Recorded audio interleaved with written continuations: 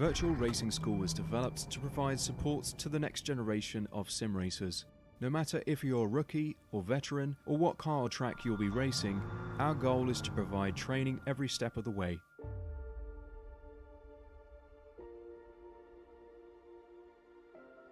We found that iRacing can be quite difficult without proper training. There needed to be a way to prepare for on-track racing. With VRS, you can literally learn from the best sim racers in the world, including 4-time NASCAR iRacing World Champion Ray Alfalla. And Ray Alfalla is a 4-time champion of the NASCAR Peak Antifreeze iRacing Series. 3-time iRacing Grand Prix World Champion Martin Kroenke. Martin Kroenke becomes a 3-time world champion. Rallycross World Champion Mitchell de Jong. Mitchell de Jong is now champion for the iRacing Rallycross World Championship Series. And many other top sim racers. Data packs include everything you need to start learning. Our World Championship coaches create the data packs by setting a hot lap or a series of fast laps for you to compare, analyze, and replicate. Data packs also include a tutorial where the coach points out techniques they use to hit the fast lap. This gives you access to the latest driving techniques and setups before you even hit the track. Sign up for a free account and download the VRS telemetry logger. With this application running seamlessly in the background, your laps automatically start syncing to the VRS website. From there, you can analyze and compare 2 laps of your choice, whether it's your data, the coaches, or your teammates. VRS will automatically target improvement opportunities so you can get up to speed even faster. VRS also makes it easy for you to request and schedule one-on-one or group coaching sessions. These sessions can range from 30 to 90 minutes, and you can select the car, track, and setup combination of your choice. Visit virtualracingschool.com today to sign up and get started.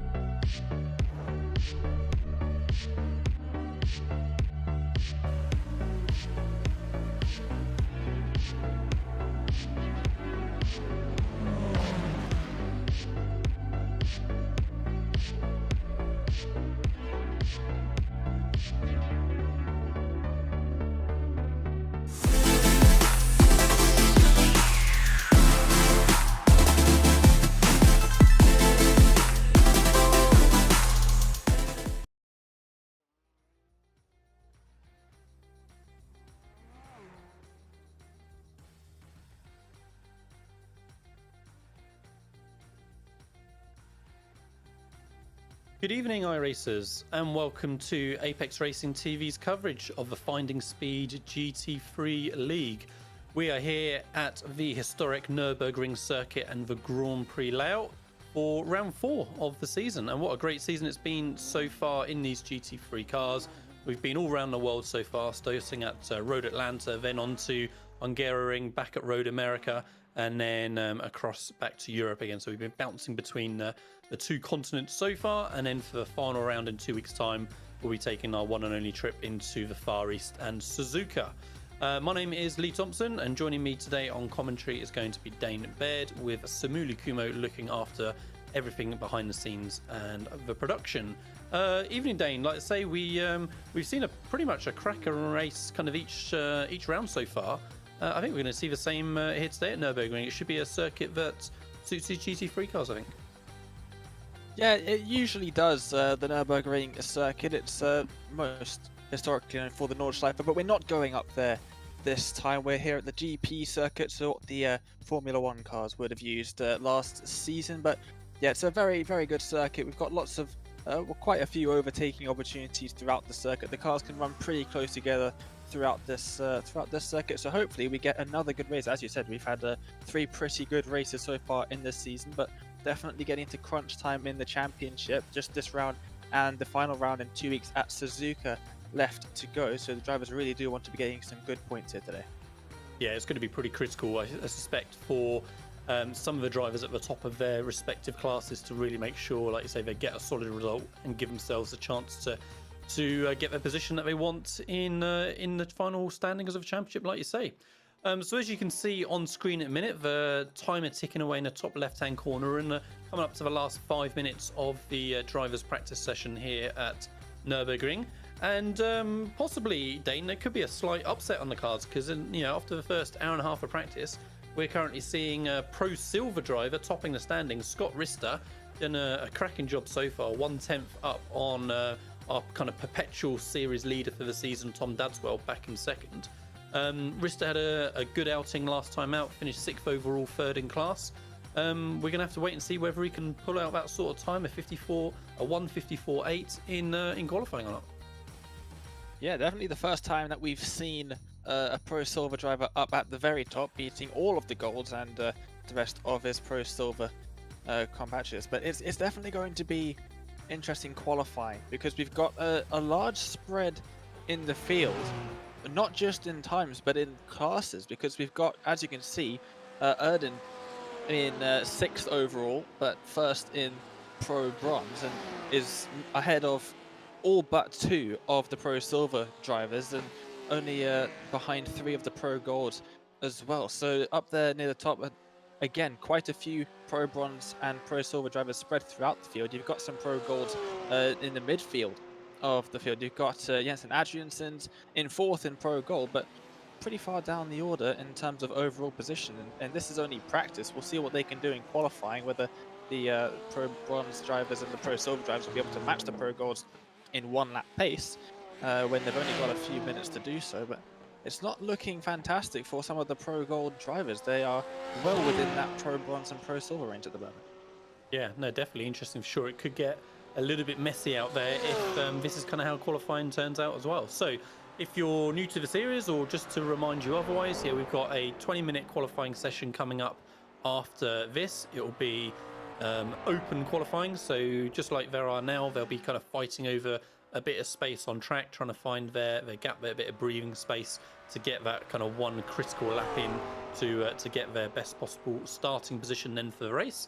And that race will be a 45-minute event. The guys are going to have a mandatory pit stop due to limited fuel capacity. So somewhere between sort of 1/3 to 2/3 through the race is when we should expect to see that pit window tend to open. And for the majority of the season, we've seen people kind of push it really as late as they can. We've had 1 or 2 rounds where a couple of drivers have managed to squeeze out 1 extra lap, and that's really caused a little bit of an upset and a real change in the strategy for the pit stops and allowed them to jump ahead. So we'll have to see if we get anything similar here today. I mean, it's a long old lap, a 2-minute lap, so I guess that's less likely. But yeah, for sure, we're going to see yes, a good action with this, say, 45-minute race and enforced pit stops as well.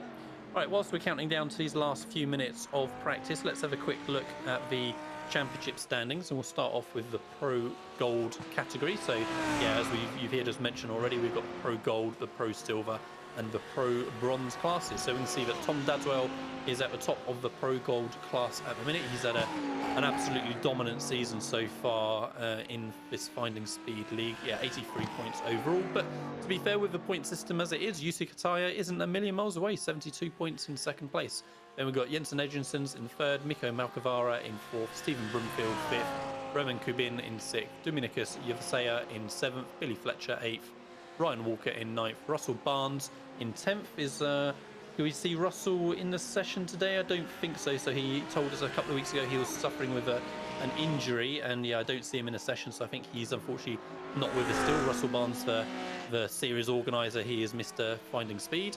And then we've got Lockie Brown in 11th, 10th, Bradbury in 12th in the standings there. For the Pro Silver class, we've got Dara Edgensons in top position at the minute with 70 points.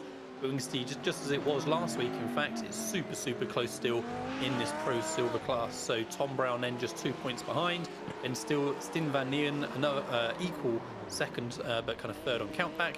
Anthony Beck then in 4th, Dan Carter 5th, Jacob Bossoff in 6th, Richard Jones in 7th, Juan Manuel 8th, Dan Murray in 9th, and Phil Regan in 10th position. And then for the Pro Bronze category, we've got Timothy Bray still, well, I was going to say still leading the pack, but look at that.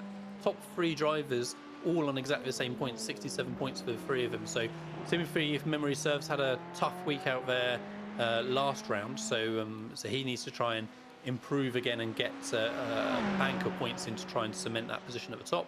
But yeah, then Luke Davis in second, Angel Pedrero in third, then still only 2 points further back, Ed Knight in fourth, Alex Peck in fifth, then down to Cole Gray in sixth, Kosh Kelly seventh, Matt Knudsen in eighth, Darren Doherty in ninth, and Robert Odoms then in 10th position.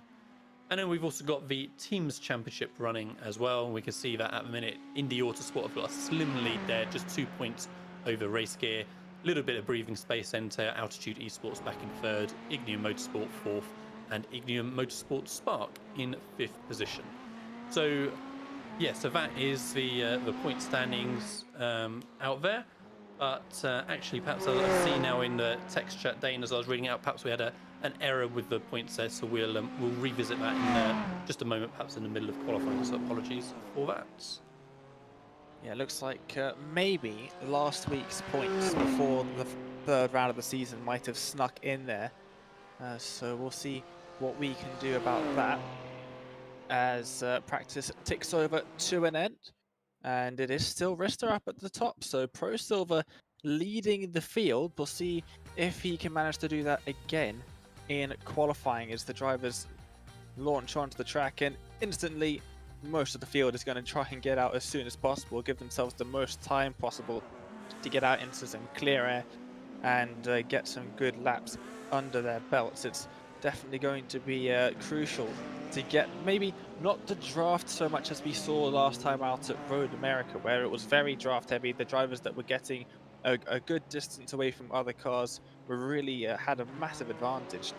Here, maybe not so much. You got quite a technical first sector in the arena section. Personally, I don't enjoy that part of the circuit, but draft is not going to do anything for you there. It will just create dirty air. Then you've got another sweeping section of corners here, the left and the right at turns 5 and 6, and then down into the hairpin. And then after the hairpin is when you get the first real straight part of the circuit, and then another one up to the chicane at the end of the lap. So the final sector is pretty straight line intensive, but in the first and second sectors, Lee, maybe it might not be very beneficial at all to be right behind somebody.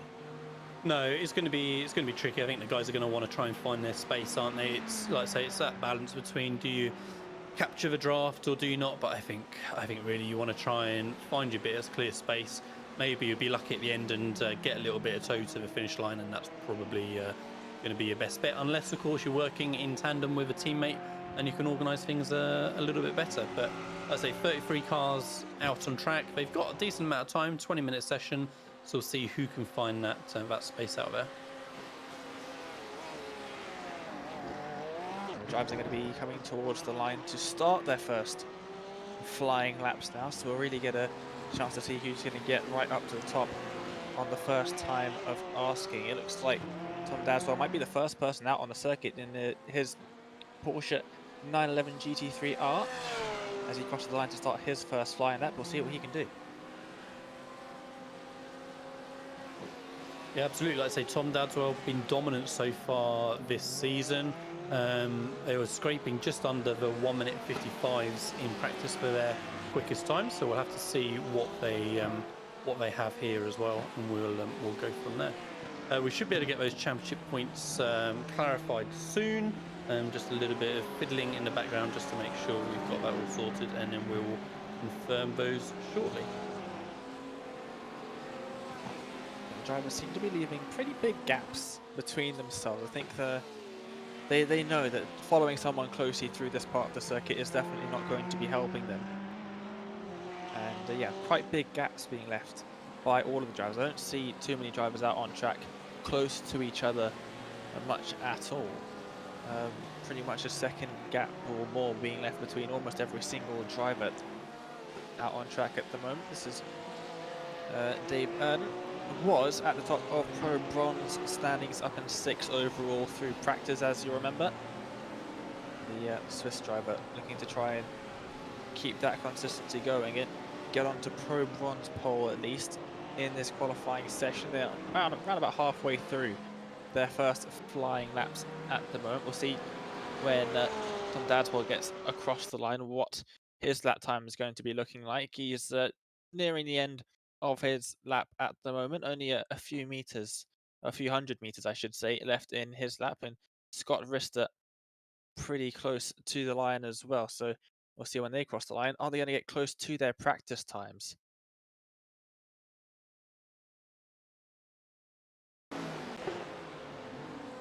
Well, we've not got long to find out. We'll see if that's the case or not. Already straight down into the low 55, so Scott Rister pretty close, but Kataya already putting in a time quicker than what he managed in practice sessions. So I dare say that bit of draft, that bit of toe that you were talking about, Dane, helped out Kataya that time by. But like I say, we've got plenty of time to see how these guys improve through the session, and whether Rister can take that top spot again. Right, so just whilst we have a moment and say the guys are completing their opening laps, let's not forget to thank our sponsor of the series, Asetek SimSports. So Asetek SimSports, Invicta pedals offer the competitive gamer and racing enthusiast who want an immersive sim racing experience. The Invicta pedals have a hydraulic brake cylinder and a proper clutch point, and differentiates themselves from other manufacturers by having a true life feel and intuitive setup, all to give you the best and most realistic experience of driving on a real circuit. You can find out more about them at asetek.com/simsports. This Finding Speed League is also brought to you by Apex Racing Academy. They bring you 29 data packs, one-to-one coaching and group coaching with some of the quickest guys out there on iRacing from Apex Racing Team. The data packs you can have automatically syncing through your sync app, so you don't even have to worry about going and chasing sets. You just jump in the session, go into the garage, load your set, and they're there straight away. So you can find out more about them at apexracingac.com. Okay, so we've got on top of those championship points, so we've got a bit of time at the beginning of qualifying just to skim through those again. So let's start all this again and have a quick look at the Pro Gold. You can see that Tom Dadswell is still in that top spot with Kataya in second. A little bit more of a gap between them than what we saw a moment ago. So yeah, sort of good 15 points or so. Jensen Edginson's then in third, Stephen Broomfield fourth, and Billy Fletcher in fifth. So really kind of the battle there looks to be mostly between sort of second, third, and fourth, doesn't it? All right, so Pro Silver class up next. And for the Pro Silvers, actually, it's Stin Van Neeren that's jumped ahead now of Dara Adriansson from last week. So just a 1 point gap between first and second. Anthony Beck then tied in third place on 99 points with Dara. Jacko Ogboshoff then in fourth with Patrick Gannon in fifth. Juan Manuel in sixth with Phil Reagan in seventh. Dan Mori in eighth. Ollie Morgan ninth. And Tom Brown in 10th. And then if we have a quick look at the Pro Bronze as well. When we looked at those a minute ago, the top three were all tied, but we can see that now Timothy Bray, after his week last time out, has actually got a 4 point gap over Alex Peck, with Angel Pedrero then in third, tied on points again. Kosh Kelly just another point further back. Luke Davis in fifth, Ed Knight in sixth, Matt Knudsen in seventh, Robert Odoms in eighth, Wallace Espada in ninth, and Darren Doherty in 10th. So Darren, Dave Erdin incidentally is quite far down in those Pro Bronze standings, but he's actually been looking pretty strong in the bronze class the last couple of rounds, so we'll see how he progresses. And then in the championship standings, Indy Autosport have still got that top spot, but they've got a bit more breathing space over Race Gear in the team's championship. Altitude Esports then in third, Ignium Motorsport and Ignium Motorsport Spark still taking up the fourth and fifth position. So those are our up-to-date points, so sorry for the confusion at the start there. And like I say, just with one final round after this in a championship, Dane, then like I say, it's all getting to crunch time, as you mentioned earlier on. How have we been looking in qualifying as I've been catching us up on this? Well, I think Dadswell invalidated his first lap time. Most likely that was through the first arena section. The off-tracks there are very close to the edge of the circuit. So yeah, no lap time so far for Dadswell. He's coming around through to the final sector of the circuit now, but it's Kataya still up in front. Only around 2/10 or so ahead of Gannon in the silver class, who is ahead of Rister. So Rister also very close up there. The gap between those two drivers only 9,000ths of a second in the Pro Silver category. But Dadswell now around the final corner. We'll see what type of time he can set. Looking pretty quick through the final corner. Probably going to be able to set lap time this time by. Not going to invalidate that one across the line. What sort of time can he do? It's only good enough for third in Pro Gold and only good enough to fifth overall. It's a 155.269. Yeah, interesting. We just haven't seen this from Dadswell rest of the season. Pretty much from the off, he's put it at the front and stayed there the whole time by, but no such luck this round. Scott Rister just improving his lap. He scrapes under the 55, so only the second car to do it. So yeah, he is first in Pro Silver class, second overall. In practice day, we did see it looked like the Porsches were kind of pretty strong. I think we had like 5 of the top 8 cars were Porsches. And a little spin there for Rister, I think, was it? Yeah, it was. We're seeing Porsches kind of in a decent amount of them in the top 10 so far here at the start of qualifying, but only one of them in the top 4. You can see now the cars being used by all the drivers on the timing tower, and quite a few Porsches. I would say a majority of BMWs out there. It's one of the most commonly used cars. Also the most commonly used car in the official series as well. It's ease to drive, I think, is why it's so popular. It's not going to snap out at you randomly through corners as maybe the Porsche might, and certainly the Audi and the Lamborghini as well might do with their format. The only McLaren on the grid is Stephen Brumfield, still out there in that car. Rumours actually of a new McLaren GT3, the 720 GT3 coming to iRacing in the next build.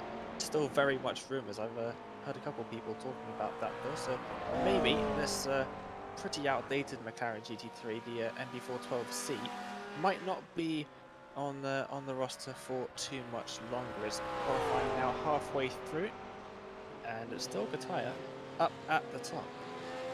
It'll definitely be great to see a new McLaren come onto the service, won't it? Like you say, that existing GT3 is been around for a fair amount of time now on the service. Like I say, it does maybe feel a little bit dated. Certainly isn't a popular car. It's not the go-to car in the class.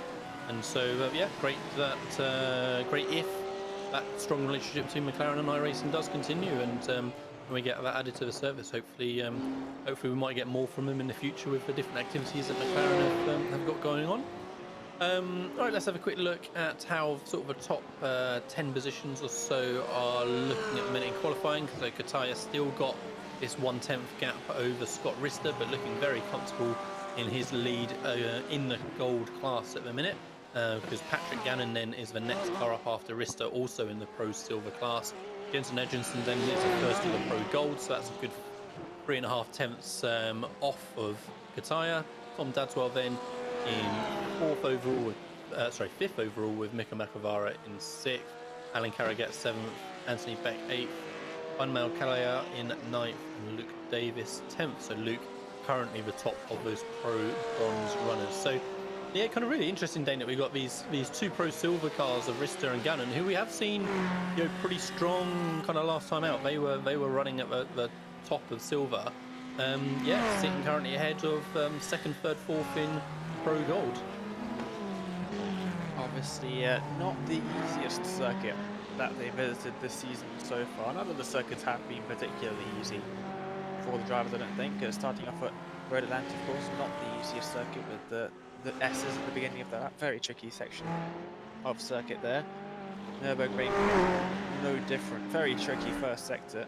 That arena section is quite awkward. Lots of very long, slow corners that really can chew up the tyres if you're not careful. So tyre management might be a wise move for some of the drivers in this race as it gets to the dying stages of the race. You want to have a little bit of grip left in the tyres before the checkered flag flies.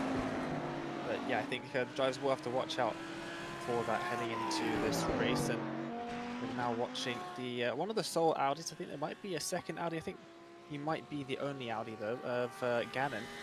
Currently in 3rd overall in Pro Silver, coming towards the end of a flying lap for him.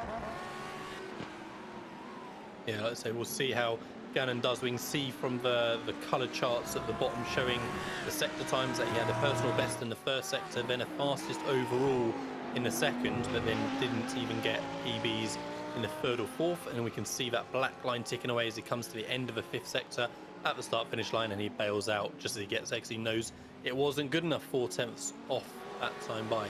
So yeah, so we can keep an eye on the progress of each of the drivers out there looking for those purple sectors. We can see Scott Rister got a purple first sector, but again, not improving then second, third and fourth. We'll see if he can make anything of that in the final sector, as Gray has a hard hit interval. That's going to affect a couple of cars behind as well. So unfortunate there for Yuvasea, who had to take avoiding action, and that was his qualifying lap ruined.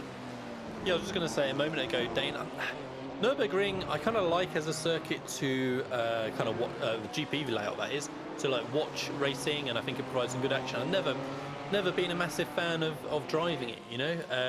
I mean, how do you feel? Like sector 1 is kind of interesting with the real significant kind of drop into turn 1, be it off camber, and then kind of the sort of the medium speed corners working through to the hairpin at the end.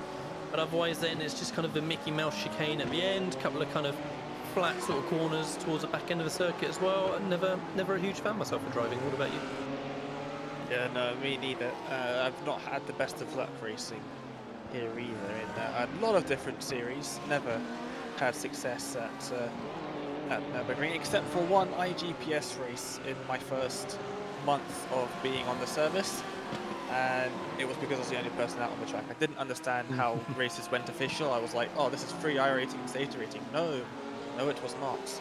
I was the only person out of the 3 drivers that signed up to actually race. It's the only time I've won a race at the Nurburgring. It's not.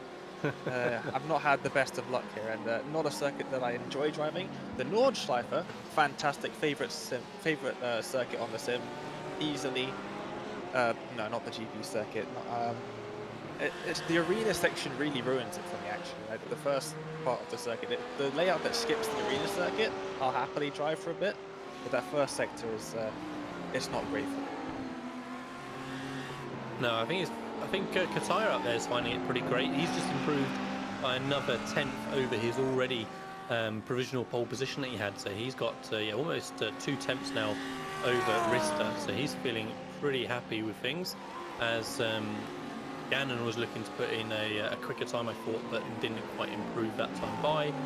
Tom Dadswell still not really able to make any progress forward himself, so he's still 4 tenths off now, off of Kataya's time. It's really not what we've seen so far in the rest of the season from Dadswell, so it'll be interesting to find out at the end of the race, kind of, is it a car thing? Is it just he's like, we were trying to talk about, maybe not so much of a fan of the track? Has he just not had the time to prepare like he has in previous weeks? It will be interesting to find out. Of course, the qualifying result isn't going to dictate the race result anyway, so it'll be interesting to see how he progresses then. But yeah, really unexpected, because he's been just dominant all season long. I think his race pace will make up for it, though. We've seen throughout the season, the qualifying usually has been pretty close between himself and the rest of the field. There haven't really been many massive gaps in qualifying at the end of things, but usually in the race he'll just pull away right from the beginning. So if he's starting down in 5th place overall, then you might find it a bit more difficult to, of course, pull away from the guys behind, because you have to contend with those drivers in front that maybe in a race scenario he might just be a little bit quicker. We don't know if what his ratio is like. For me, I'm basically the same pace in qualifying and racing, so my qualifying pace compared to other people's qualifying pace is usually atrocious, but in the race I'll usually catch up a little bit. I wonder if it might be the same with Dadswell, and he might be able to make up some moves. He's not too far off Kataya, but it's enough that it's giving us some caution signs. He's taking a pretty wide line through the final corner, so I think he's starting a flying lap here. That final lap for him didn't seem particularly great, no purple sectors on that occasion. And yeah, it was 4 tenths off, so he's going to be starting a new flying lap heading down towards turn 1. Yeah, and like I said, let's have an onboard lap with Dadswell then, like I say, dropping down into turn 1. It's really weird, kind of apex as the track pulls away right on that inside curb. Then into turn 2, pretty tricky, kind of balancing the throttle. It kind of corner goes on for quite a while. You can use a fair amount of that exit curb, and Astro on the right. Then we've got this kind of left-right switchback, and kind of a really weird exit as well, where you can, Dadswell getting caught up with the slower car there, where you can really use all that track on the outside from the different configuration.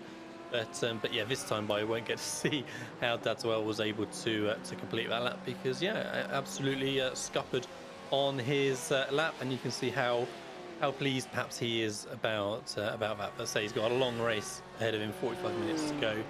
But yeah, that was a glimpse of Sector 1 at Nurburgring.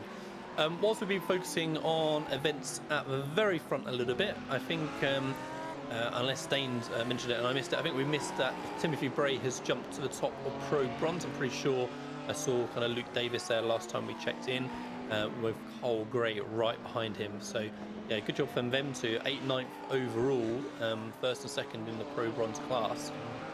Not much more than sort of half a second off pole. So yeah, 0.7, something like that. So so get it from those two. We'll see if they remain strong in the race as well.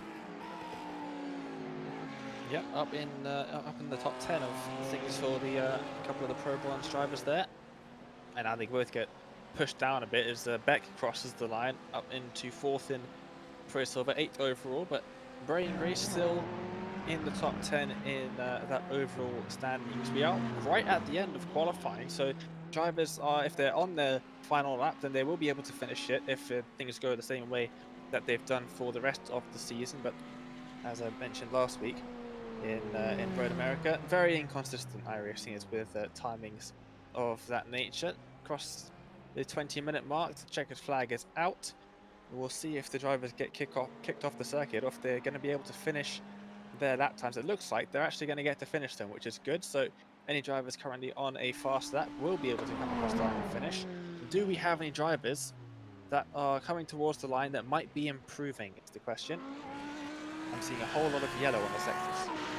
Yeah, like I say, a couple of random blue, couple of random green sectors, but no, like I say, looks like nothing really happening at the minute. Actually, most cars have already towed back to pits. Just got 4 cars remaining on track before that you can see at the bottom of the screen there. So we'll keep an eye maybe on Edrinson's, but yeah, looks like nothing really improving for now. So we'll just wait for this time to tick away, and then we can always. Dara of the Adrianson's brothers has a big spin on the exit of the chicane there, clipping the inside curb initially, I think. Yeah, we'll be able to confirm the grid positions in a moment once the qualifying is locked in. But yeah, seemed to be a nice little mix-up there, I think, Dane, through that session. Just as we kind of saw in practice, we were wondering whether it was going to shuffle itself out a little bit more, but no, the top 2 silvers mixing it in with the golds, the top 2 bronze mixing it in with the silvers. So so that's nice to see from those guys kind of punching above their weight, just like above their weight slightly. Yep, it is definitely great to see that, and it will provide for some interesting battles. As we've alluded to, the points are based on what class you're in, not what position overall that you are in. So when you're fighting as a Pro Bronze driver up against a Pro Silver driver, then you're not actually fighting for points. It's just the track position that you're fighting for. So a lot of the drivers are in a bit of a tricky situation where they're sort of in the middle of, do I want to stop fighting and let the faster cars through and just save time, or do I want to get cars between me and the next car in my class behind me? So it is an interesting predicament that the drivers will face many times throughout the race, because we do have a lot of drivers, I would say, out of position. They're not out of position, they've earned their space on the grid, but yeah, they are definitely not where they should be according to their class. So it could cause a few issues maybe during the race, especially if some drivers didn't have the best qualifying. They're going to have to work through a lot of cars. We've got quite a few cars on the grid here at Nurburgring. Yeah, and I mean, it's that tricky Sector 1, isn't it, for them as well? So they've got, you know, quite a bit of time from the actual start-finish line, because it's pretty early on the straight, right? So the guys hopefully will have time just to kind of get themselves in order a little bit. Then it's going to be that tricky braking down into turn 1, hard, slow hairpin. And yeah, let's hope the majority, if not all the cars, can get through cleanly and start putting together their laps. Like I say, it's a 45-minute race. It's not some little 10-minute, 15-minute sprint. So hopefully the guys can get the job done out there. Right. So the guys out on track are going to start gridding up momentarily. It gives us an opportunity just to confirm the grid. We're going to have a very short pace lap here, though, because the safety car starts just before the final chicane. So we can see that Yusa Kataya did take the overall pole position and pole for Pro Gold with a 154.796, almost 2 tenths quicker than the Pro Silver leader of Scott Rister in second, then Patrick Gannon in third, with Jensen's Adriansons in fourth. Tom Dad's World Championship leader for Pro Gold, currently fifth on the grid, with Malcavara in sixth. Alan Carraget in seventh, with Anthony Beck in eighth. Then we've got the first of our Pro Bronze runners. So that Pro Bronze pole went to Timothy Bray, with Cole Gray just lining up alongside him. Then Steven Van Nieuwen in 11th, with Juan Kaya in 12th. 13th then was Luke Davis, Dara Agenstons in 14th. Dave Erdin in 15th, with Christian Volkner in 16th. Dominicus Yevasea in 17th, with Stephen Broomfield in 18th. Jacob Boshoff in 19th. Ed Knight 20th. Kosh Kelly in 21st, with Richard Jones in 22nd. Darren Doherty in 23rd, with Phil Regan in 24th. 25th then was Angel Pedrero, with Matt Knudsen in 26th. Colin McKenzie in 27th, with Alex Peck in 28th. Kansas Gentry 29th. Dan Ocaranza in 30th. David Villarano in 31st. Ollie Morgan 32nd. Braden Coates in 33rd. Carlos Espada 34th. And Steve Brown in 35th. We'll see if the last four cars do actually take to the grid, because they didn't put a qualifying time in. It looks like all but one have so far, so perhaps they just had sort of qualifying bans, but good to see that they will be out on track competing in the race. So Dane, how do you see this shaping up? Kataya and Rister on that front row, we can see sat behind the safety car. Who's going to come out of turn one? Oh, that's a good question. I think Kataya might have this one. It is a fairly long run from the green flag down and towards the braking zone at turn number one there. So it's definitely going to be an interesting race start. We've got a lot of cars going through there. There is a definite areas where we could see a little bit of carnage. They've kept it clean throughout the entire season so far. On the opening few laps, we've not had many huge wrecks.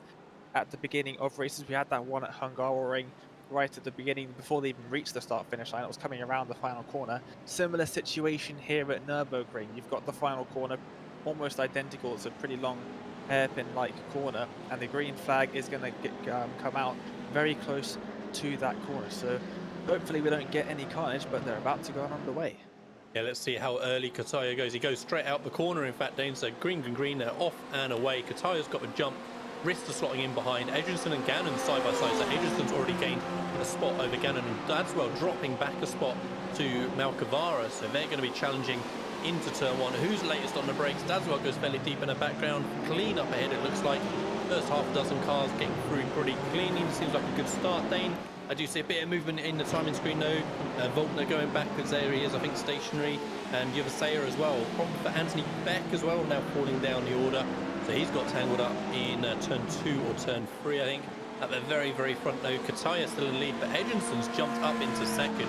Scott Rister relegated to third, with Gannon in fourth, who we've got on screen right now. Can that Audi driver get round the outside of the Ferrari there? Not quite this time. Dadswell dropped another spot, Dane, whilst we were looking away. So he's lost a spot to Carragher, so he is now 7th overall, 4th in class in Pro Gold, unseen so far this season from Dadswell. Probably just trying to keep it safe in at the starts in Nurburgring, where everybody seemed to get through fairly cleanly up at the front, but it was in the middle of the pack where we saw a couple drivers getting turned around. I don't think we had too many drivers having to tow back to the pits, which is good to see. A lot of drivers still making it through cleanly, so most of the drivers still out on the circuit as they make their way through the final sector now. Still side by side here. This is the driver in second place in Pro Bronze. It's Carl Gray, and he is just trying to hold on to a couple of positions there. He's in a pretty big fight here. There's Broomfield up the inside in the McLaren just behind it. A BMW is going to go for it as well. They're still side by side through the chicane, and positions still swapping as if it's turn number 1. Oh, and there we go. Someone spun around at the chicane and gets out of the way very quickly, which is lucky because that's a massive choke point in the circuit. Yeah, it definitely was. Jensen Edgerton straight into the pit, so we'll see what happened there. He's pitted before his, actually towed before his pit box as well, so problems then for Edgerton. He's disconnected from the bottom of the track for now. We'll see if he returns in a little bit. But yeah, like I say, unfortunate carnage there at the final chicane as Rista trying to come back here at Kataya. And of course, sorry, Edginson's, of course, I said a second ago, was second overall. So we'll have to try and catch what his problem was and why he towed back to pits. But sorry, it's Gannon and Rista, not Kataya and Rista battling. And yeah, Gannon trying to come around the outside and does do cuts in front of Rista, takes that first place in the Pro Silver class. And you just see with these, half dozen cars, yeah, 6 it is squabbling away. That's just allowed Kataya to disappear, which is here obviously what surprised me. I thought it was P1 and P2 battling, but no, P1 is gone already. And yeah, Gannon and Arista leading this little trainer cars. Yep, out into the distance goes Kataya. That's not going to be a happy sight for Dadswell. He's got to try and make up some positions now, sitting down in 6th overall, but 3rd in that Pro Gold class, which is what matters, 4 points. And he's going to get up position here up the inside in the right-hander. Very nicely held on the outside for the Swiss driver alongside, but they're still side by side. Dadswell will have the inside here, might be able to poke a nose in front as they make their way up to the chicane. Looks like he might have backed out. He has backed out of that one, so will keep himself in that 6th position overall. Crucially, has lost a bit of time to Makavara in front, who is the next car that he's battling with. 4 points in the championship. Really impressed so far with Timothy Bray. You know, he's right on the back of Dadswell at the minute, you know, mixing it with this front group. So, so yes, he's really punching above his weight in that Pro Bronze class, and we know he's at the top of the standings in that class, so he needs to continue that and cement his position at the front. So now we've had a couple of laps down. Let's just have a quick skim through the top 10. Yusa Kataya, yeah, leading by 3 seconds. It is now over Patrick Gannon in 2nd, Scott Rista in 3rd, who we saw battling away a moment ago. Mika Makavara then in 4th with Alan Carraget in 5th. Tom Dadswell on screen in 6th. Tim Bray 7th. Stin Van Neeren in 8th, so he's gained 3 spots since his starting position. Lara Edginson has gained 5, and then Stephen Broomfield 10th overall, gaining 8 spots from his starting position. So so yeah, plenty of movement there at the front for sort of 8th, 9th, 10th position. They've all moved a significant number of spots forward since the start. So we're not really sure what happened to Jensen. It's going to be interesting to see if we can try and find that out maybe a little bit later on, but we don't see any kind of instance involving Jensen really that's flagged up on our event system. So kind of a bit of a strange one there, Dane. Like I say, he jumped to the front early on. Looked like he could have been challenging Kataya early on. Yeah, it's a bit of an odd one. He was up in 2nd, of course, overall. So in a very nice position. No contact with anybody, I don't think. No spins, no damage causing opportunities on the first lap for him. Might have hit, actually, now that I think of it. He might have slammed himself into one of those curbs at the chicane, but I think these GT3 cars are high up enough off the ground, unlike most of the single seaters on the service, that taking those curbs isn't going to cause any damage. But yeah, pulled into the pits, towed before his pit box, and out of the session. So not sure what's happened there. You'd think if it was damage, it would be fast repair and off you go.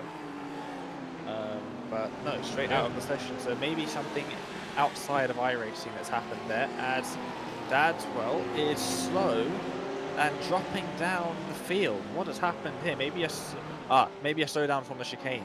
I don't see any damage to the car, so that's what I'm thinking at the moment. Yeah, that seems like a good call. So yeah, he's lost what, 2 or 3 further spots. So yeah, really a tough day out there at the minute for Dadswell. I mean, you know, he's looking pretty strong in the championship. He just needs to, you know, finish and bag some points, I guess, to kind of continue forward to Suzuka. But it's certainly going to be putting him under a lot more pressure than in Suzuka for that final round in 2 weeks' time. So yeah, interesting. Still looking fairly dominant for the Porsches in general. We've got 3 Porsches in the top 5 overall. But yeah, one of the 2 Audis in the whole session running second and leading Pro Silver. So great to see Gannon able to take advantage of the Audi, and Dadswell blinking away on the screen, having internet connections, and spins the car. What is going on with Tom Dadswell today? Real problems there for him at in the UK. and yeah, just really not his day. I mean, it's not actually affected his position in class so far, Dane. So actually his points that he's going to get for the championship won't have changed there before and after his spin, but still he's having a tough day out there. Yeah, and a bigger problem really is that to get more points now from today's race, he's got to get past Broomfield, who is quite a far distance up the road, and he's got a lot of Pro Silver and Pro Bronze drivers between himself and the Sol McLaren in the field, and now he's being held up now by two drivers going side by side through the chicane. It's not really because they're driving slowly, it's you have to drive super slowly to make it too wide through that chicane. So getting held up through there, nowhere that he could go, and yeah, probably adding a little bit more frustration to what's already not being the best lap of the Nurburgring for Tom Dadswell, that's for sure. And in the 101 now, trying to move up the inside towards turn number 1. Now the outside for turn 2, gets the move done very nicely indeed, and now just has one Porsche in front of him of I believe it's Erdin, before he can get going and try and close down the gap to the cars in front, which is quite a big one. He's got a lot of space between himself and the next point scoring car. No, for sure it's going to be, we'll keep an eye on him through the rest of the race, see how he progresses. Lots of little battles going on throughout the field though. Our timing tower is mostly orange and yellow, but we like to see everyone within a second or half a second of each other. Here's a nice little train of cars towards the back end of the top 10. We got to what, Pajero, Doherty, Peck, Boschoff, Morgan and Knudsen all in that little battle between silver and bronze, all following each other in that little grouping.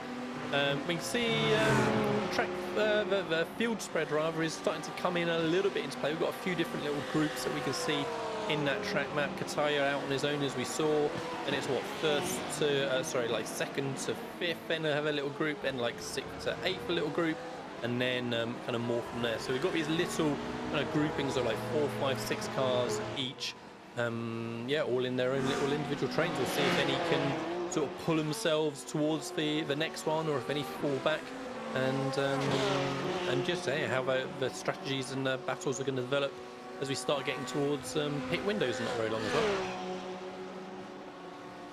Yeah, and around about 5 minutes or so, I reckon we'll be having the early stoppers. We haven't seen too many of those so far in the series. Most of the drivers choosing to run the tank fairly dry until they decide to head down and pick up a little bit of fuel to make it to the end of the race. It's obviously the easier strategy because you can tell pretty quickly when you're running out of fuel how much fuel you're going to need to make it to the end. Whereas if you try and fill up with half an hour left for the final 15 minutes, it can be a little bit more difficult to work out how much you're actually going to need. And so under-fueling or over-fueling, both of which are not ideal, much more common when you try that strategy. But yeah, pit window that we normally see in this series around about the half an hour mark. When the fuel runs out, as this is a huge group of cars, all very close to each other, going side by side, out of the first sector now, in towards the hairpin on the circuit, side by side, and almost making it single file, but not quite, as we've got two drivers side by side now heading towards the hairpin, just about making a single file before the braking turn. That did look like quite a squabble going on there, didn't it? As Kaya has a spin from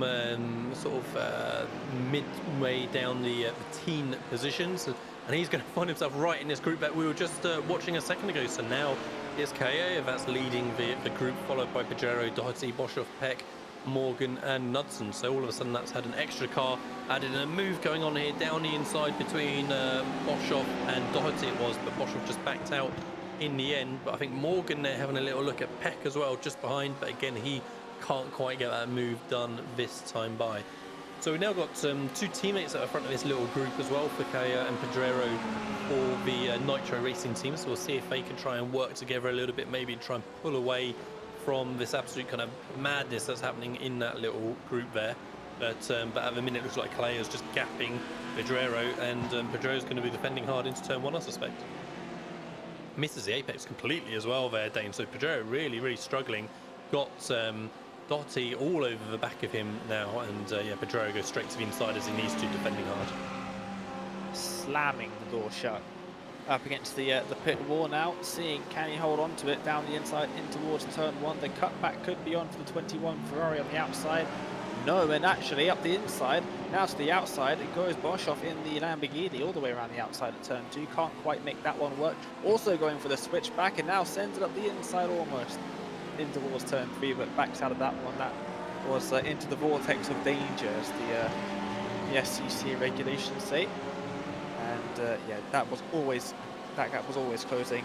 No room was going to be given there, so good job to back out of that one. But this looks like it might end up pretty interestingly, as we've got a lot of drivers that are all very eager to race one another. Yeah, absolutely. I think that I can see this being our focus for the next little while for sure. So it was interesting how, you know, into turn 1 there, Doherty suddenly went for, you know, from making a move on P1, overshooting the corner just ever so slightly, and all of a sudden having to defend hard then from the position behind. So it can very quickly change that way, as Volkner has a little dive up the inside of Knudsen, but nothing happening. And exactly as I said, you go for a move and all of a sudden you can't pull it off. You're the one that gets overtaken. Yeah, Volkner gets done over by Beck, and Beck makes another spot straight away as well on Knudsen. Volkner tries to follow through, so Knudsen now being the one gets hung out to dry and lost another position in the background as well. What is going on? What is going on, Dane? Would you say? You see moves happening left, right and centre, people coming back at each other. Yeah, Knudsen kind of gaining a spot and losing 3 in the space of 2 corners. Yeah, usually the drivers don't want to race each other this early into the race. They sort of wait until the last 5-10 minutes or so before they actually start going for moves, because usually what happens is you battle at the opening start parts of the race and all you're doing is losing time. But not today. The drivers are going at it, which is it's great to see. It makes it certainly a lot more interesting for us to watch up in the comms booth, that's for sure, as Steen Van Nielen in the 222 Ignia Motorsport Lamborghini trying to make some kind of move on Dara Adriansons, and up a little bit further it's Scott Rister defending from Malcavara, the Pro Silver, ahead of the Pro Gold driver. Lost Gannon out in front of the Pro Silver category, and he's trying to catch up to Kataya. Gaps between those drivers, and that is the gap between the drivers in their own classes. So that is why you're seeing Gannon without a gap to the leader. It's because he is his class leader. So 1.7 seconds is the gap between Rister and Gannon.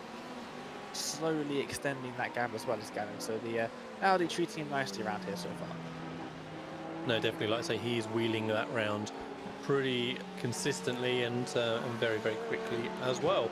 So interestingly, so earlier on, Kataya was really, say, pulling away from Gannon and Rister second and third, but not really so much anymore. We can see the cars in the background there, so he's not really managed to continue that on, and Gannon's been reeling him back in.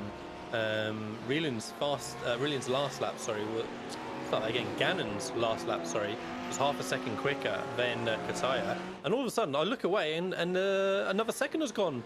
Dane, what has happened? Has Kataya got damaged? Like, I can't see anything immediately, but all of a sudden Gannon's half a second behind, challenging for the overall lead. Yeah, I'm not sure what's happening here at all. I don't see any damage, but of course with the pretty big curves at the chicane, always invisible damage is definitely a possibility. If there was damage to his car that's causing him to have this disadvantage, you'd expect Yusuke Kataya might want to pit.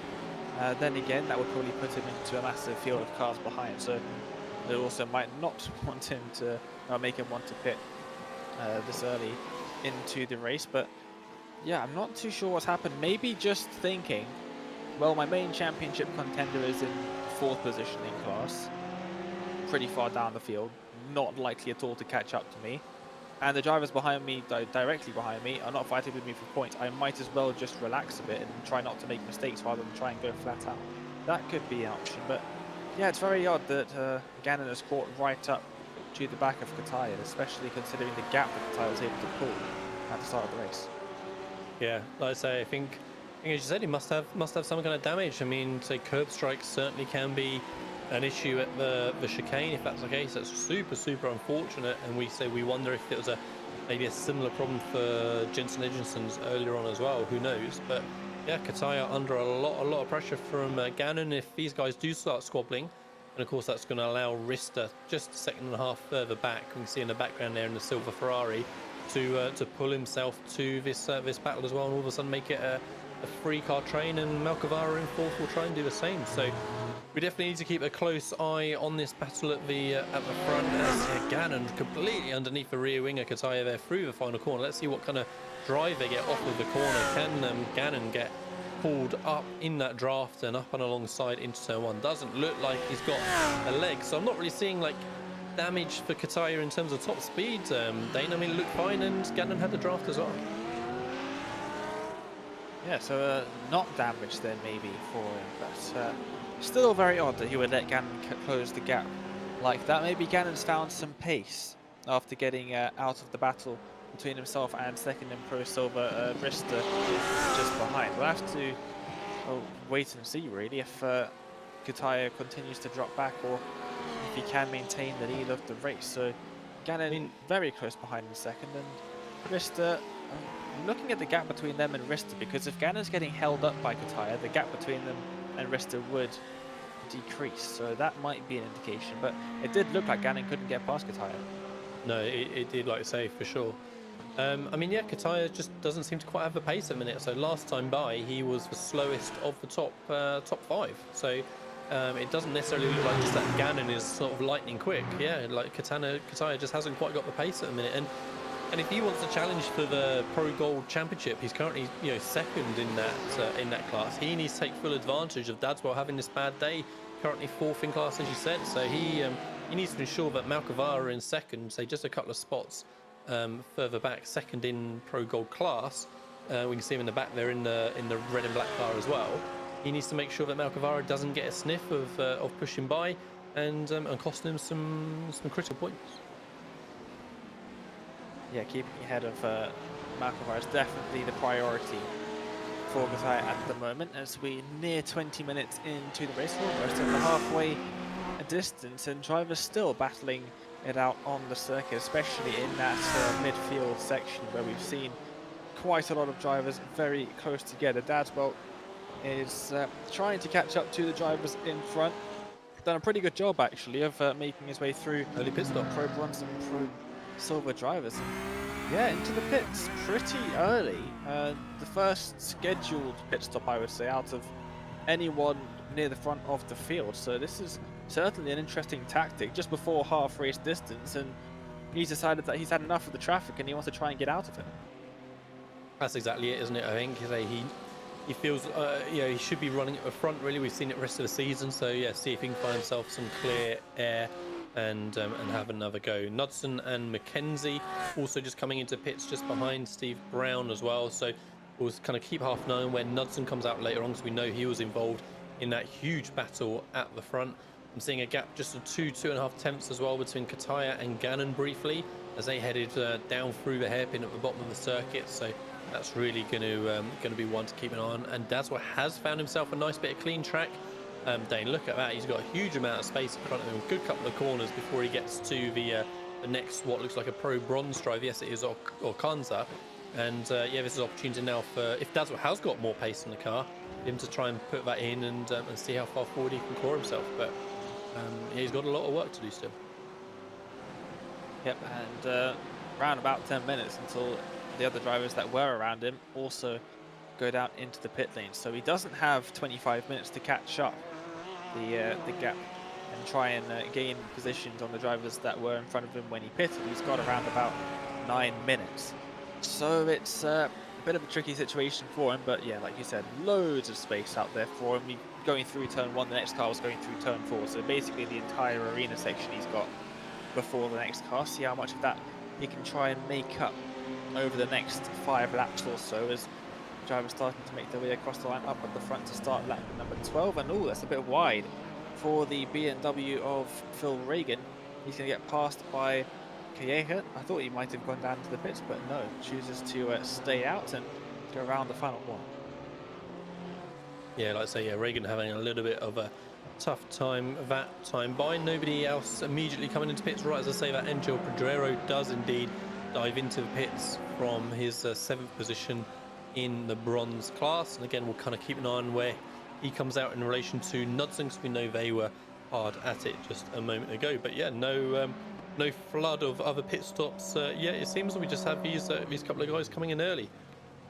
It looks like the whole field now has just calmed down a little bit. Dane, our timing screen's gone kind of pretty much solid white now, as everyone's just having a little bit of a breather before they get to their pit stops, maybe working out yeah, again, how much fuel they need to take as nuts, and having an issue after on his outlap, that will be, won't it? So yeah, out braking himself at the final chicane as well. That's not going to help him to come out in front of Pedrero, who's on pit exit as we speak, and we'll see who gets a run. Pedrero looks like he's going to comfortably have that in hand over Knudsen, and yeah, there he goes. Knudsen still a few positions further back, so yeah, did not work out that time by for Knudsen. Yeah, we're getting word, by the way, sorry Dane, we're getting word, by the way, in YouTube chat that Tom Dadswell had his wheelbase switch off earlier on, which could explain, I'm guessing, that that blinking and the spin we saw early on. So that potentially is the reason for his issues earlier on. Could explain some of the somewhat pace issues that we were seeing in qualifying. Well, if he's been struggling with hardware issues throughout the event, maybe that could explain other things as well, but it would definitely explain that big old spin. It wasn't in a place where you'd expect a GT3 car to spin. It was off the exit of a corner, but traction control on these cars, you shouldn't really be able to just spin it around like that on the exit of a pretty slow corner. It's nice and banked as well, so yeah, definitely would explain that one. See if he can hopefully not have any more of those issues for the second half of the race, and try and move up through the field. His main target really is the Broomfield, currently third in that Pro Gold category, as a couple more drivers heading down into the pits. Kelly's in the pits now in Pro Bronze, and Kataya's keeping Gannon behind, but that gap is staying pretty stagnant at around 3-4 tenths of a second as they make their way into the hairpin for the 13th time. That could be an interesting battle in the pit lane, actually. I reckon if Kataya doesn't go to the pits and Gannon's got 2 laps to go, I think Gannon's going to pit first. I think he'll try and pit at a different point to Kataya. Maybe try and get past without a car in his way, and maybe try and alternate the pit strategy ever so slightly. That's 25 minutes into the race, 20 minutes to go. And we'll see what he can do. He definitely seems to have the pace to keep up with Kataya. I wonder if he's just got that little bit extra that will allow him to get past. Yeah, like I say, we're going to have to keep an eye and see for sure. Like I say, the smart choice that certainly does seem to be try and take a pit at a different lap and use that opportunity to break away. He obviously feels like he's got the pace, but then equally you don't want to get caught in traffic like you talked about earlier on with Dadswell by going for an early stop. So great view off of the final corner from this nose cam on Gannon. Doesn't look like, again, he's really got the top speed to make the difference and make the move into turn 1, so he's going to have to try and find another way by. Right, so just whilst we wait for these real round of pit stops to kick off, let's just have a very, very short look at the advert from Asetek SimSports, the series sponsor of FindingSpeed League GT3.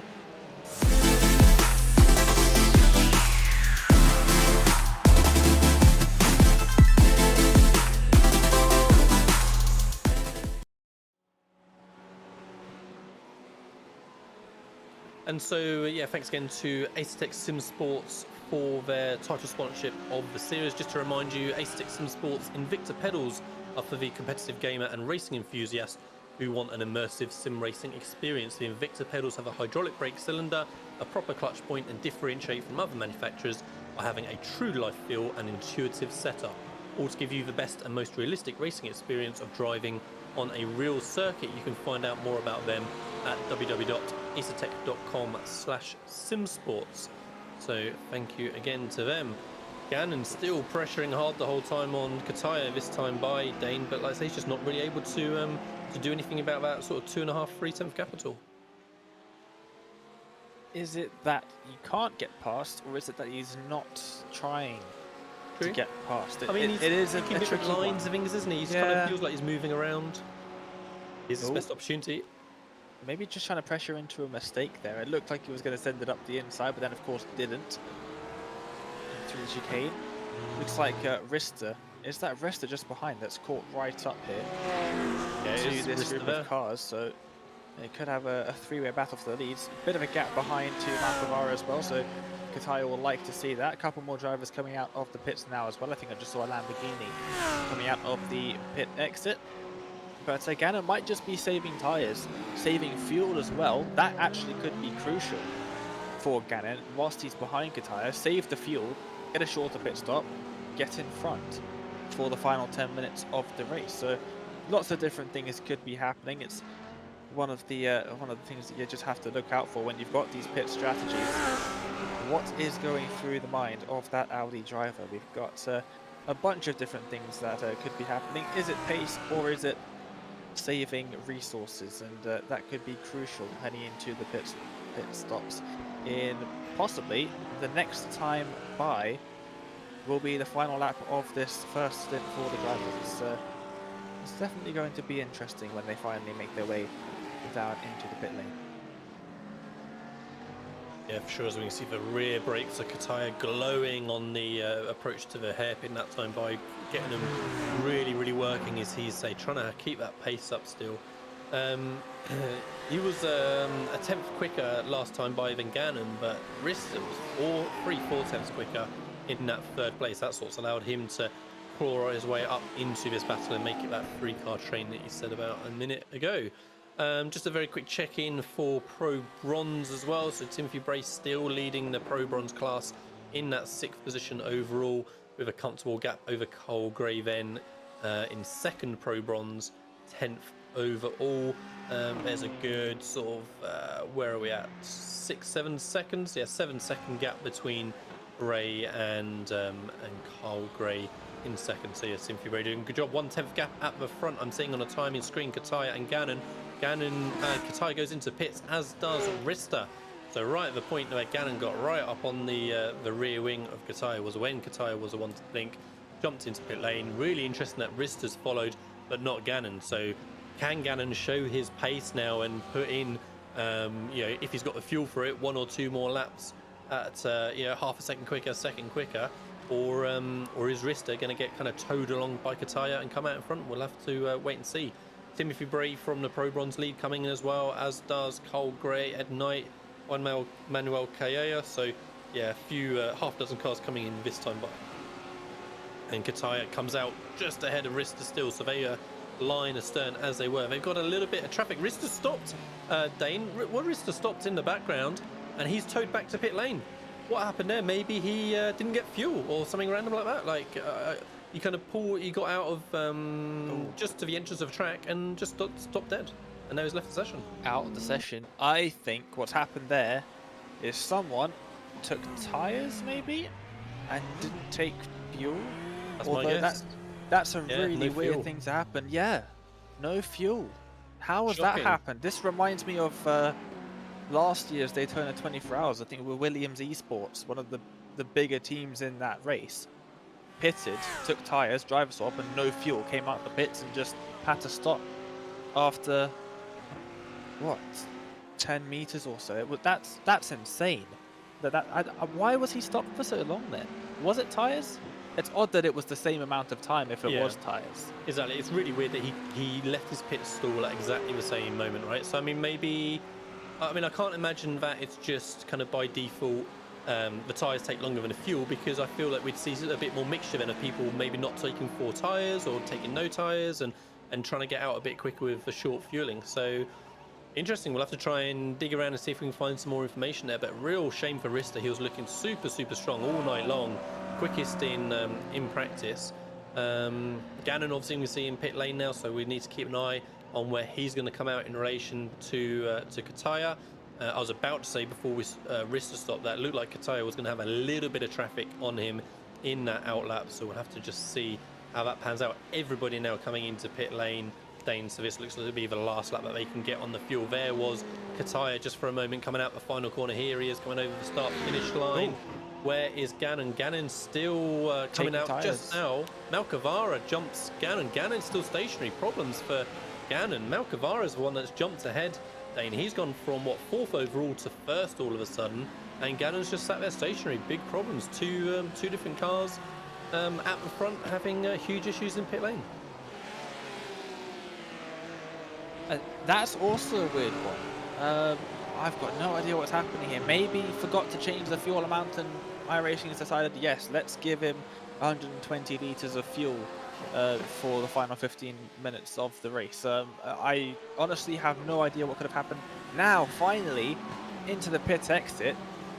Definitely not happy in that Audi for Gannon there. But yeah, like you said, Malkovara out in front, so Gannon almost certainly would have come out in first. So that's very sad for the American driver there. So sensible suggestion from YouTube chat, Dane. What do you think? Speeding on the entry into pit lane? He'd get the immediate stop and hold in that pitch that he's about to do? That sounds like it makes sense to me. Yeah, that does. It wasn't up on the jack, so it couldn't have been tyres. I thought maybe just over-fueled, but no. The penalty would have definitely made sense. Yeah, 30 seconds longer than everyone else being told, so... Right, well, yep, looks like it definitely was a penalty then. Very unfortunate. Big shout out then to Mark Fletcher Racing in YouTube chat for pointing us in the right direction there. Like I say, that for sure made a lot of sense. And it's understandable as well, because the pressure was on. We knew how tight it was between those top 3 spots for the overall positions there. And yeah, Arista unfortunately, Gannon unfortunately, obviously just pushing it that a little bit too hard and paid the price as time by. So now we've got a race gear 1-2, both in the Porsche 911 GT3R. Malkovara it is who's jumped ahead into the overall lead Pro Gold, and Kataya just behind by a second or so. So let's have a look at Gannon's entry. Does he have a big old jump on the brakes right at the lines? He comes around his final corner. Here's the cones coming up, these 2 yellow cones. Yeah, we get a long way after those yellow cones. The speed was still coming down and then picked up as he was on the limiter, right? So seemed like it was fairly clear cut. Just overshot the speed at the yellow cones.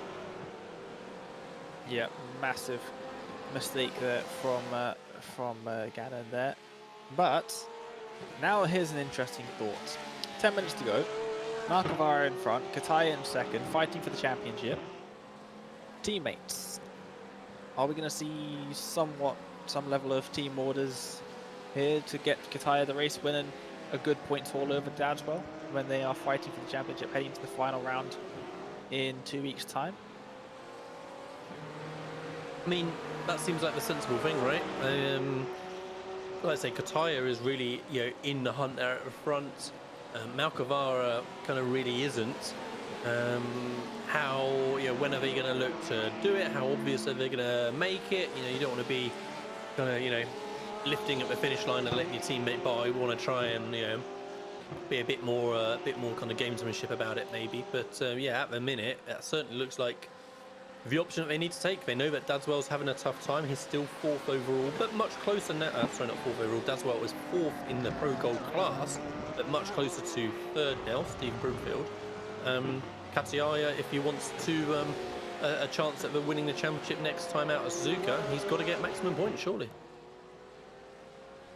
Yeah, it's the only logical solution for Kataya to try and challenge for that title heading into Suzuka. So it's a good points haul for the team as well in the team's championship. So I don't see any reason why they wouldn't swap around the drivers. Yeah, hopefully it's not quite the same situation as what we saw in DTM a couple of weeks ago. But yeah, we'll have to wait and see. I think it's definitely the logical option for them at this stage in the race. 9 minutes left in the race, and taking a look at Timothy Bray out in front, the 339 car out in front of the Pro Bronze category. We've got a couple of Pro Golds and a Pro Silver driver of Jones in between himself and Gray in second in that Pro Bronze category. Dadswell catching up to Broomfield in that Pro Gold as well. So we'll see. It's quite a large gap, as you can see. There's a good few seconds in that one. But is he going to be able to catch that up in the remaining few laps of the race and try and snag a Pro Gold podium? It's certainly what he's going to be trying hard to do, isn't it? As we see Ivasea battling hard there with Gannon, it is, of course, who's trying to recover from his issues earlier on. Banging doors, and Gannon touching the grass on the brakes as he gets hung out to dry there and manages to keep it on track, fortunately, and continues on. And we'll have another go anytime soon, I'm sure. So yeah, Gannon trying to recover his position. Currently 10th in class, 19th overall. Talking about 10th in class, it's whilst we've had all these changes at the front of the Pro Silver class, it's actually now Alan Carragher, who we saw on screen a couple of minutes ago, who's now leading the Pro Silver category. He actually done very well coming through the pit stops as well, because I'm pretty sure the next car up was Stin Van Neeën, who lost out there. So yeah, Dara Edginson's just behind, then Stin Van Neeën, like I say, third in that Pro Silver class. So yeah, things mixing up, and yeah, Carragher really getting the rewards there with the issues for the other drivers. Boshoff battling hard here, going into the final chicane with Phil Regan, and yeah, Boshoff in that Lamborghini getting the move done, looked pretty clean, and I think Regan's going to be under pressure pretty quick now from Beck just behind as well. Yeah, and, trying to catch up to a couple of the Pro Bronze drivers, doing pretty well up there. The 1, 2, 3, 4, nice and up around that 10th position mark, with of course Bray in first in Pro Bronze and 6th overall. So doing a pretty good job are the Pro Bronze drivers. Ooh, tiny bit of contact. Somehow they didn't end up spinning one another, as it looks like Beck trying to get past Regan now. Maybe try the inside line into turn 3. That was shut off very quickly. Ooh, gets a bit of a tap from behind as Faulkner tries to get through as well. But somehow they didn't end up spinning each other. I'm not sure how that happened, because usually on iRacing, when you get into the side of a car right at the back, it's very easy to get that car turned the wrong way in an instant. No, I'm sure they're both pretty fortunate there and shouldn't really have had any damage, of course, from it as well. So they should be all good. Whilst we've been away, Tom Dadswell has made that position now on Stephen Broomfield, so he's moved up into third in that Pro Gold class, and here he is on screen as we speak. So reasonable recovery from Dadswell after his issues earlier on. And in fact, let's see what happened to Broomfield, because of course we know Dadswell was a few seconds back, so looks to have been an issue from Broomfield. And there we go, the McLaren's rear just letting go kind of mid-corner, kind of a bit of a strange point in the corner for it to suddenly kind of drift away from him, but fortunately a bit of runoff area, and yeah, Broomfield just loses that one spot and continues on. Yeah, looks like maybe tyres might have given up with 6 minutes left or 5 minutes left in the race now, as once again side by side in towards the chicane, and ooh, Faulkner maybe a little bit too opportunistic there and gets taken by Gannon as well, so loses out on that 9th position in the Pro Silver category.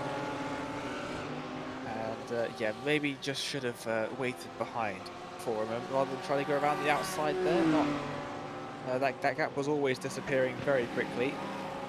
But now is Gannon going to try and make a move down the inside into turn 1? No, Faulkner might though, and gets into the back of the Audi as well. That's a couple of times down the last couple of laps where Faulkner's run into a car directly in front, but a bit of a gap forming behind now, so Gannon can focus on Regan in front and try and make up some points. Could have easily really come out in the lead of this race overall, but now sitting down in 9th in the Pro Silver category and even further back in the overall standings, try to make up for that error speeding into the pit lane. 4 minutes left in the race. Still haven't seen a swap yet out in the lead of the race. I wonder if they're actually going to do it or not. Surely they're going to. I mean, who knows? We'll have to wait and see, but it seems like they're just going to leave it till the end. Yeah, this is the main battle on track at the minute between Regan, Gannon, Faulkner, and Beck. Sorry, so we'll see how this continues. But just to check in again, Timothy Brace still looking pretty comfortable in the lead of the Pro Bronze class, 6th overall for Timothy Bray there. So great result so far if he can manage that. Great result it's looking like as well for Richard Jones in the Pro Silver class. He's gained 14 spots from his starting point on the grid. So cracking job as Claire either defending or overtaking, one of the two, on Cole Gray Pro Silver on Pro Bronze. Of course, doesn't technically matter for their points, but still that's a position made on track. And Gannon just tucking in behind Regan here as they come through the final chicane. I dare say he's going to be having a look at shaping up Regan into turn 1, just as we've seen the guys do plenty of times already this race. A much wider line kind of initially from Regan and then kind of straightening the car up a little bit earlier. I dare say that would have helped him just get the launch off the corner a little bit. How hard is Reagan going to defend? Not very is the answer. Here comes Gannon on the brakes. Is he quite going to be able to get it stopped in time? He does hit the apex, and I think Reagan's doing a reasonable job of trying to hang on the outside of turn 1, what becomes the inside of turn 2, and he does. And Gannon at the minute, unless he can get the cut back into turn 3, which he can't quite, as Volkner has a big oversteer moment in the background. Yeah, Gannon doesn't quite get the move done, and looks like Volkner's rear tyres overheated from that little slider moment before, and that's caused his little half spin in 10th in that Pro Silver, and all of a sudden under pressure then from Ollie Morgan just behind. Yeah, a little bit of an error through turn 2, and that just made turn 3 all the more difficult. So now very much under pressure. Has to, of course, calm it down a little bit and not take it as hard through the next couple of corners to keep the tyres cooling down, because once you overheat the tyres in iRacing, it's very easy to just spin corner after corner after corner if you're not careful about it. And out in front, it's Markovara still with a pretty hefty lead, not backing out, coming across to take what I believe is the white flag. So one more lap to go for the Finnish driver, and lapping just over 0.2 of a second. Is it the white flag? I think it should be the white flag. Well, we'll see when they come back round next time by, but yeah, the clock should have run out before he gets to the checkered line. So yeah, this should be the final lap, but we'll keep an eye on that as we go. But like I say, at the minute, nothing happening at front. Moves are happening though between Gannon and Reagan just behind. So Gannon finally has got past Reagan to move up the spot to 8th in the Pro Silver class. And yeah, that's going to be the end of his progress now, I think, unless there's some surprises going on up ahead on this potential final lap. Interesting that Markovara was lapping 2-3 tenths quicker a lap than Kataya the last couple times by. Doesn't look like he's showing any signs of slowing down and waiting for his teammate. It could be interesting. I don't know why they wouldn't swap around the drivers if Kataya is serious about going for the championship. Maybe he's not serious about going for the championship and is happy for his teammate to take this pretty well-deserved win. Obviously got a bit lucky with a couple of drivers in front having issues in the pits, but still did very well to save that fuel and get out in front of teammate Kataya. We'll see now, I guess, if he's gonna let his teammate pass. The clock has run down to 0, so we should get the checkered flag now, and it doesn't look like he's going to let his teammate pass. No, like I say, Markovara coming round the final corner. Checkered flag is waving. Is he going to suddenly lift before the start-finish line? He comes into pit lane. Is that just him to celebrate? It is. It's not for him to lift. So, shockingly, Markovara takes a win. So, congratulations to him. But potentially a huge issue for Kataya. You know, teammate out there of Markovara lost some important points potentially if he wants to win the championship. Kosh Kelly battling hard here with Ed Knight. It is side by side for second place in the Pro Bronze class. That's coming off the final corner. Who's going to get the run to the line? Ed Kelly's got a good run off the exit, but it's just going to be Kosh Kelly who takes it on the inside. So not quite sure where that came from at the last second there. Last time by, I didn't see that battle developing between Kelly and Knight, so potentially a little bit of a mistake somewhere maybe, but nice battle right to the line. And yeah, whilst we're looking at that, Carriget did take the win in the Pro Silver class, as we can see on screen for the Nitro Racing team. So yeah, cracking job for him, and yes, they took full advantage of the issues for Gannon and Rista just up ahead. Yeah, what a strange middle part of the race, Dane, with those couple of issues in the pit stops for the Pro Silver guys. Dadswell having issues with potentially hardware at the start, causing his kind of challenge for the win to suffer.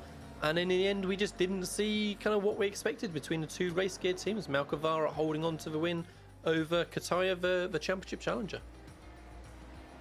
Yeah, certainly very odd at the end, and a couple drivers having issues in the pit lane. Still don't know what happened to Rista. I'd love to know what happened in that instance. It just came out of the pit lane seemingly without fuel, stopped and towed back and out of the session. So that was also very weird. But yeah, nothing really usual about this race up at the front, at least. But we did have some very good racing throughout the rest of the field, as we always do in this series. It's great to see. I am very much looking forward to the season finale in a few weeks' time. See if we can finalize those champions, not just in the classes but also in the teams championship as well, which Race Gear have just scored some very good points towards. That's scored based on overall finishing positions, not based on car classes. So a 1-2 in that one, very useful indeed. It certainly was. Like I say, it's going to be important for them to secure that championship.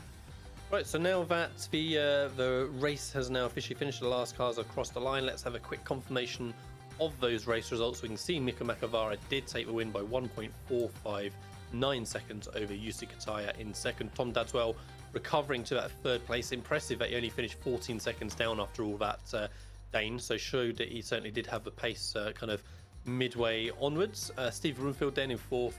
Dominicus Yufasaya finished 4 laps down. And Anton Edrinsons, we saw, had that issue right at the very start, disconnecting and being out of the race early on in the Pro Silver class. Alan Carragher, again, kind of coming from nowhere almost to take that Pro Silver win. It's a cracking job through the pit phase to jump. I'm pretty sure it was Stijn van Neeren who was then the next car up. So yeah, nice job from Alan there. Darren Adriansons finished in second, nearly 7 seconds down. Then it was Stijn van Neeren in third, Richard Jones fourth, Van Kalea in fifth with Jacob Boshoff in sixth, Anthony Beck seventh. Patrick Gannon recovered only to 8th position in class, 40 seconds down on the winner. Phil Reagan then in 9th with Christian Volkner in 10th, Ollie Morgan in 11th. Scott Rister did not finish 8 laps down. Braden Coates finished 12 laps down. And then in our Pro Bronze class, Timothy Braid, let's say, looked very, very comfortable out there all day long. 15-second gap over the next Pro Bronze runner of Kosh Kelly, who did not have such comfortable gap over Ed Knight. He line astern over the line, just under a tenth between them as they finished. Cole Gray then finishing in 4th, Alex Peck in 5th, Angel Pedrero in 6th, Darren Doherty 7th, Matt Knudsen in 8th, Kansas Gentry 9th, Dan Ocaranza in 10th, Luke Davis 11th, Steve Brown in 12th, Colin McKenzie in 13th, and then we've got a Nitro Racing string of Dave Erdin, Carlos Espada and David Villarano finishing 14th, 15th and 16th in that Pro Bronze class. So yeah, excitement there at the end. And right on cue, our first 2 cars that we have coming in for interview, Dane, are the 2 Race Gear cars, Mika Makavara and Jussi Kataya. So let's bring in Mika Makavara first of all to congratulate him on his race win. Congratulations, Miko. I mean, that kind of came out of nowhere a little bit for you. You had the issue for a couple of the Pro Silver guys up in front of you. You then managed to get the jump on your teammate Jussi in the pit phase. How did you make that work? How did you get the jump on him to take the race win in the pits? Well, I have to say that no idea. It was a total surprise for me also that I came out at the front. But yeah, the Ferrari in front of me was so slow that I had to lift in every braking zone for most of the race, so maybe I just saved some fuel there and that got me the win. Which was quite surprising because at first practice we drive with Jussi, I was over a second slower than him, and then I kind of gained the speed during the training and managed to keep my head together in the race. Yeah, it certainly makes sense. So maybe that little bit of fuel saving just made the difference. It was obviously important that you stayed, within reach before the pit stop, staying in that first group to make sure you're in contact and, like I say, able to capitalize. Yeah, and also my in-lap was quite good. I was able to push 100% and I got it almost perfect. So I think I gained also on that lap almost a second compared to the previous laps. And so how do you like Nurburgring generally? You're saying maybe you didn't feel like you had the pace kind of earlier on. Is Nurburgring kind of not really a favourite of yours? I mean, if so, that's pretty amazing then to take the win here. Well, actually, it's my all-time favourite track if you don't count the Nordschleife. Okay, well, perfect then to silver win at this track. Yeah. Next question for you, Miko. You obviously say we said it was your teammate Jussi who finished behind you. Jussi is really challenging for the championship here in the FindingSpeed GT3 League. I mean, was there any communication between the two of you about, you know, what we needed to do for kind of UC's championship challenge? Yes, we had that conversation during the race, but you know, that well is so far away and there's one drop race, and I guess this was his drop race. And Jussi has driven perfectly all season, and I had that problem in the first race, so that was kind of my drop race, and then I couldn't participate in the previous race, so I can't afford to make any mistakes anymore. Great, makes perfect sense. Yeah, so we're gonna have to wait and see how all those drop races are gonna take effect, as we're only seeing the total cumulative so far on our standings. So yeah, that's good information. And yeah, congratulations again, Mikko. Hopefully you have another strong run in 2 weeks' time at Suzuka to finish the season up. Yeah, let's see. I've never raced there, so it's a new track for me. Wow, that blew. How long have you been on iRacing, Mikko? Maybe 2 years now, and how have you never raced at Suzuka I don't know. 2 years of iRacing? I'm super slow at learning new tracks, so I try to avoid that. Okay, well, so hopefully you enjoy Suzuka. Obviously, it's a favourite among many people. So yeah, I hope you get up to speed, and yeah, good luck practicing for the next 2 weeks, ready for that final round. Yeah, thanks. No problem. Speak to you later. Bye bye. Okay, great. So mind blown, Dane, at the end of the interview there with Mikko. I was expecting him to say he was just on a couple of months, and I was going to commend him on his pace, but no, it was the other way around. Yeah, right. Sorry, wow. Dane, go on. There's someone not driving at Suzuki yet after a couple of years on the service.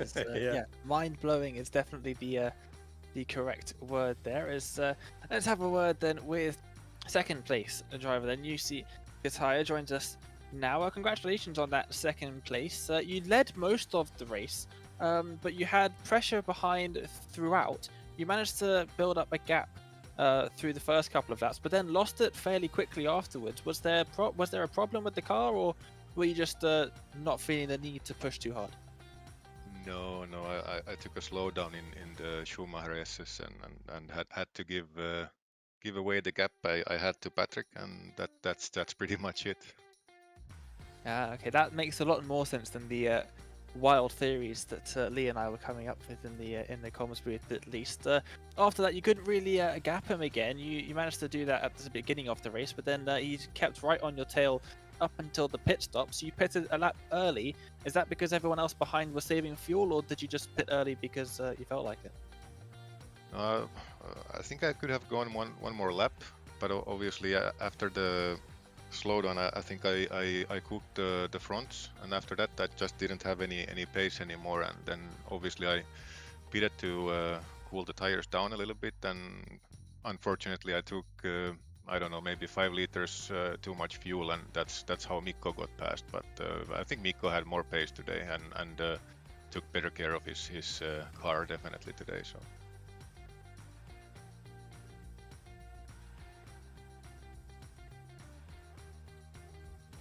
Oh, I think we must have just lost Dane there for a second. Sorry, UC. So I'll grab that back for you. So yeah, like I say, cracking drive all race long. So unfortunate that you couldn't quite get the run at the end, but yeah, second place I'm sure you're going to be happy with for your championship challenge. I mean, we're at Suzuka in 2 weeks' time. How are you feeling about picking up the challenge there?